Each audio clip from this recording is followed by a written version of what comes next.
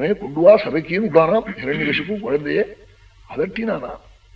என்னடா அதான் காட்டார் நம்பூத்திரி குருவாயூரப்பனை பார்த்து, பிதா சுண்வன் பால பிரகரமகிலம் த்வத்ஸ்துதி பரம் ருஷாந்த பிராகைனம் குலஹதகஸ்தே பலமிதி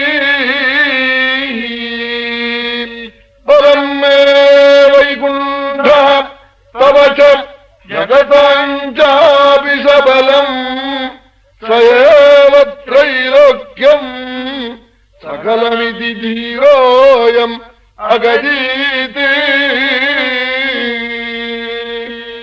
ஹே குருவாயூரப்பா, பிதாவான ஹிரண்யகசிபு குழந்தை ஆயிரக்கணக்கான குழந்தைகளை ஹரிபஜனம் பண்ண சொன்னதை கேட்டு குழந்தைய கூப்பிட்டு 27,000 படர்களுடைய மத்தியில என் ஆக்ஞையை மூறி ஹரிபஜனம் பண்ணி உலகத்தையும் பண்ண முடியா பண்ணினியடா. கஸ்தே பலமிச்சு, உனக்கு என்ன பலம்னு அதட்டினானாமே. அப்ப 5 வயசு குழந்தை அப்பாவை பார்த்து, ஹே பிதா, எனக்கு மட்டும் இல்ல எனக்கு 6 பலம் தெரியுமா? பலம் மே வைகுண்ட, வைகுண்டாதிபதியான நாராயணன் தான் எனக்கு பலம்.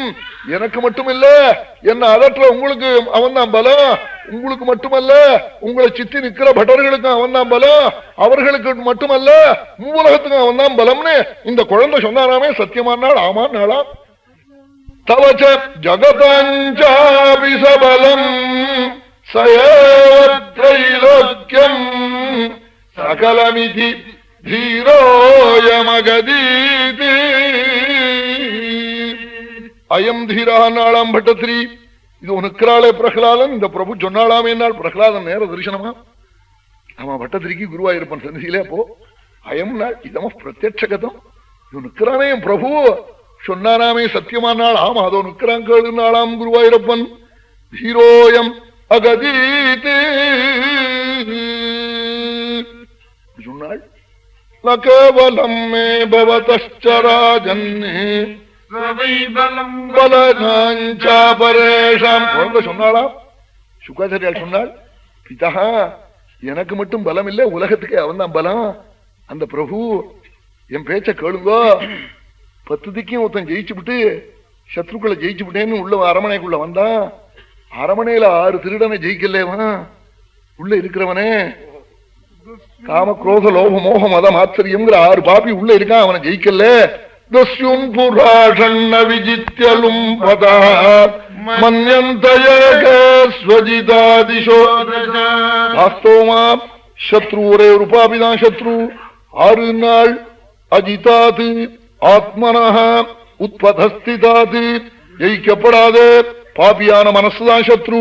வேற சத்ருவே கிடையாதுன்னு ஜஹ்யாசுரம் பாவமிமம் ஆத்மனஹ சமம் மனோதத்வநசந்தி வித்விஷ. மனச சமமா வச்சுங்கோ, ராகத்வேஷாதி ரஹிதமா பண்ணுங்கோ. சத்ருக்கள் கிடையாது. வாஸ்தவமான சத்ரு 6 தெரியுமா? ருதேஜிதாது ஆத்மன உத்பதஸ்திதாதி. அஜிதாது ஆத்மனஹ, ருதே ஆத்மான மனசுன்னு அர்த்தம். ஜெயிக்கப்படாத பாவியான இந்த மனசுதான் சத்ரு. மனச சரியா வச்சுங்கோ, சத்ருவே கிடையாது உங்களுக்கு. என் பிரபு வஜிங்கோன்னு சொன்னாலாம். அவ உடனே ஹிரண்யகசிபு, ஆஹா எத்தத்துவம் மத்து காமோசி, ராஜ்யம் முழுக்க 4வது பிள்ளையா இருந்தாலும் உனக்கு கொடுப்போம் நினைச்சேனே. அட மூடா, என்ன தவிர பகவான் ஒருத்தன் இருக்கான், அவன் உஷத்தி நீ சொல்றியடா, அவன் எங்கடா இருக்கான்னு கேட்டாளாம். நெடுகை இருக்கான்னாலாம். நெடுகை இருந்தா கஸ்மாத் ஸ்தம்பேனான்னு காட்டானாம். ஏன் இந்த தூண்ல இல்லேன்னு காட்டானாம். 1000 தூணாம். இவன் சபையிலே ஒரு தூணும் ஒரே ரத்னத்துல பண்ணின தூணாம். ஒவ்வொரு தூணையும் 50 வீராள் அணைச்சு கட்ட முடியாத தூணாம். இவன் கூட இருந்து ஒரே ரத்னத்துல சொல்பத்தோட கூட இல்லாம பண்ணின தூணாம். அதனால ஒரு தூணை காட்டி ஏன் இந்த தூண்ல இல்லேன்னு காட்டானாம். பிரகலாத சுவாமி எழுந்திருந்து திருஷ்யத்தே, என் கண்ணுக்கு தெரிகிறாளேன்னு சகரதாளம் பஜன்னு கரகோஷம் பண்ணி பிரதட்சணம் பண்ணி தூணுக்கு நமஸ்காரம் பண்ணினாளாம். என் கண்ணுக்கு தெரிகிறாளே நாளாம். அப்பத்தான் ஹிரண்யகசிபு கோபத்தை அடைஞ்சு எங்க இத்தனை பேர்கள் கண்ணிலையும் மண்ணள்ளி போட்டு தெரியுறான்னு சொன்னையா, அவன் அப்படி சத்தியமா அந்த தூணில் இருக்கும் பட்சத்துல என் கையில இருக்கிற இந்த சோட்டா கத்தியினால உன் தலையை வெட்டி இப்ப நான் கீழே வச்சா அந்த பிரபு தைச்சு உன்னை உயிர்ப்பிக்க முடியுமான்னு காட்டாலாம். அதான் என் பிரபுனால முடியாதுன்னு சொன்னாலாம் பிரகலாதன். ஏண்டா முடியாதுன்னு ஆளாம், நீ வற்ற மட்டும் கைவிட்டானாடா என்ன இனிமே தைக்கிறதுக்குன்னு கேட்டாலாம். ஏவம் விகப்தமானஸ்ய சிராகாயாத்தராமிதே கோபாயத ஹரிஸ்த்வாத்யா யஸ்தே சரணமீப்சிதம்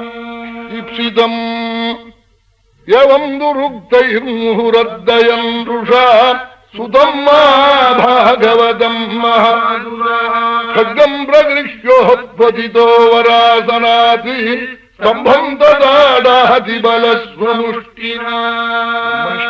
கங்கா தீரத்திலே பகவத் குணம் சொல்ற போது ராஜன் கூப்பிட்டு மகாசுரனான துஷ்டன் மகாபாகவதனே இது மாதிரி பல துருக்திகளால நிந்திச்சான், என் வாக்குனால கங்கா தீரத்துல சொல்ல மாட்டேன் அதேன்னு விட்டாளா. ஏவம் துருக்தைஹி முகு அர்த்தயன் ருஷா சுதம் மகாபாகவதம் மகாசுரகன், என் வாக்குனால சொல்ல மாட்டேன். கத்தி எடுத்துன்னு ஓடி போய் கை புடியோட குத்தினான் அந்த தூணை, பெரிய தூணே குத்திவிட்டு என்ன வந்தான். வந்த உடனே 1000 பிரம்மாண்டம் வெடிச்சது போல ஒரு சப்தம் கேட்டுது. எங்க இருந்து வந்தது சப்தம்னு பார்த்தானாம், காரணம் வெடிச்சுதான். வெடிச்ச தூணில் இருந்து பக்தனான பிரகலாதனுடைய வாக்கை சத்தியமா பண்ண சர்வேஸ்வரன் நிருசிம்மமாய் தலையை முதல்ல வெளியில விட்டாளாம். கழுத்துக்கு மேல சிம்மாகாரமாம், பிடரி மயிராம், தித்தி பல்லாம், குஹத்வாரம் போன்ற வாக்காம், சோட்டா கத்தி போன்ற நாக்காம், பிடரி மயிறு ஆகாசத்துல அப்படி அலாவி மேகங்கள்லாம் சில்சில்லா விடுறதாம், சிம்மநாதமாம், திக்கஜங்கள்லாம் அறுத்துக்கண்டு ஓடுறதாம், வருஷ வருஷா கைகள் தொங்குறதாம். அத்தனை கைகள்லையும் அசுராளுடைய ஆயுதம் தேவதைகளுடைய ஆயுதங்கள்லாம் தொங்குறதாம். சத்தியம் விதாதும் நிஜபிருத்யம்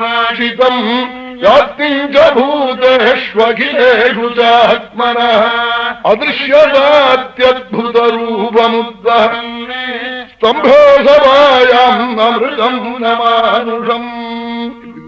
சுவாமி வந்தாளாம், பார்த்தான்.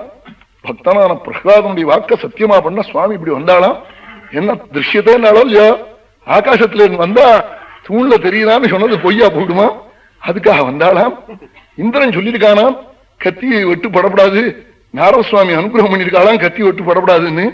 அதை சத்தியமா பண்றதுக்காக சுவாமி வந்தாளாம். பிரம்மா பக்தன், அந்த பக்தனுடைய வாக்க சத்தியமா பண்ணணும். ஏன்னா நீர் சிருஷ்டிச்ச ஆள்கிட்டேருந்து வரப்படாதுன்னு சொல்லியிருக்கான், அதுக்காக தூண்ல இருந்து வந்தாளாம். சனகாதிகள் வாக்க சத்தியமா பண்றதுக்காக வந்தாளாம். சுவாமி அப்படி வந்தாள். பார்த்தான் ஹிரண்யகசிபு, ஆஹாஹா நான் கேட்ட வரன்ல அப்படாத மூர்த்தியா வந்தவன் பிராயணமேயம் ஹரிணா ஒரு மாயினா மாயாவியான எம் பிரபு நாராயணன் தான் இப்படி வந்திருக்கான். வேற பரமேஸ்வரனுக்கு இப்படி பண்ண தெரியாது, இன்னமே நான் என்ன பண்ண முடியும், ஆனாலும் கதை எடுத்துட்டு யுத்தம் பண்ணுவோம்னு யுத்தம் பண்ணினானாம். 1 மணி நிருசிம்ம தேஜஸ்ல ஹிரண்யகசிபு இருந்த இடம் தெரியலையா. வெளியில வந்தான். மறுபடியும் சுவாமி லட்சக்கணக்கான கைகளால் கட்டி எடுத்தாள். கையை நழுவிண்டு வெளியில வந்துட்டான். தேவதைகள்லாம் பயந்தாளாம். பகவானுடைய கையிலிருந்து நழுவி வந்துட்டானே, வைகுண்டம் வாழ்த்து போடுவோன்னு சுவாமி ஏன் அப்படி விட்டான். இந்த அசடு பிரகலாதம் 4 மணிக்கே திருஷ்யத்தேன்னு விட்டாளாம். மகாப்பிரதோஷ காலத்துல ராத்திரியும் பாது பிராகும் பாதுன்னு கேட்டுக்கானே, பகலும் பிராதுன்னு. அதுக்காக சுவாமி பிரதோஷ காலத்தை எதிர்பார்த்து பக்தனோட கொஞ்சம் விளையாடினாளாம். அவனும் பக்தன் தானே, வைகுண்டத்துல காவ காத்தவன் தானே அவனும்.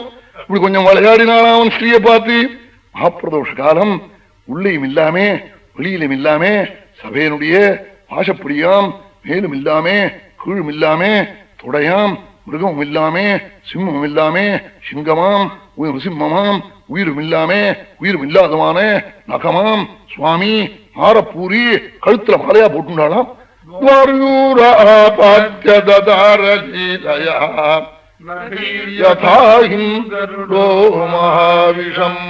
கருடன் மகாவிஷமான பாம்ப குளறி கிழிக்கிறா போல கிழிச்சு கழுத்துல போட்டு அந்த வேகத்தோட அவனுடைய சிம்மாசனத்தில் ஏறி உட்கார்ந்து கையெல்லாம் நடுக நீட்ட ஆரம்பிச்சுட்டாள்.